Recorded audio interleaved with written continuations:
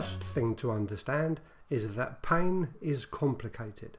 For example, researchers scanned the spines of more than 100 people and gave them to experts to interpret. And you'd expect that these experts could tell you from these scans who had back pain and who didn't.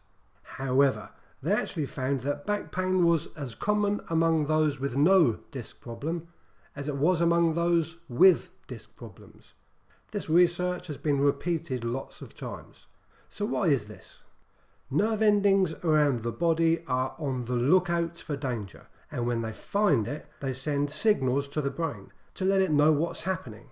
When these signals reach the brain, they pass through a structure called the thalamus, a kind of sorting station that forwards this information from the body to the regions that need to know about it. These regions process emotions and thoughts. They coordinate actions and behaviours. They interpret the physical sensations. Then they plan a suitable response to the information. All of this together gives us our own unique pain experience. Now we can think of the information contained in these signals as damage reports that provide information on where the damage is, how much damage has been done, and the type of damage. And once a damage report gets to the brain, these regions communicate with each other in deciding how much pain do I need. We tend to assume that when we have high levels of pain, we must have high levels of damage, but this isn't true. We've already seen how unreliable X-rays and scans can be. Sometimes the signals can say high damage, but the brain decides low pain. And sometimes we can have low damage, but the brain says high pain. A key point is that the process by which the body identifies and communicates danger to the brain is called nociception. It's what happens in the brain that determines whether or not we feel pain, how much pain is needed, and how long it should last. Let me give you another example. Researchers took 30 professional handball players and scanned their throwing shoulders. They found abnormalities on the scans of 27 shoulders. So that's 27 painful shoulders, right?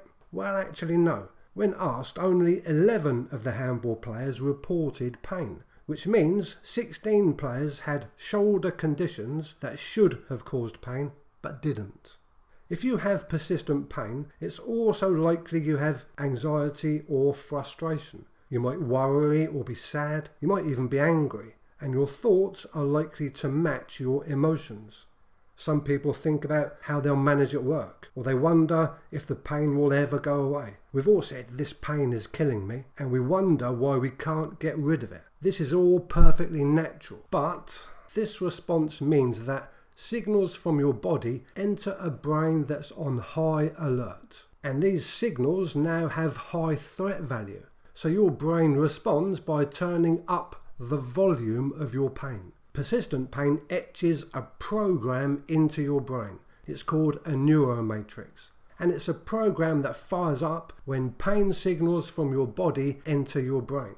That's why when it comes to persistent pain, nothing predicts the future like the past. So here's the thing. You now have two targets for therapy. Your injury can be targeted to change the content of the damage report, and your brain can be targeted to reduce the threat value of incoming signals, and therefore reduce your pain. Hypnotherapy reprograms your brain, and there are 4 key components to the way this is done.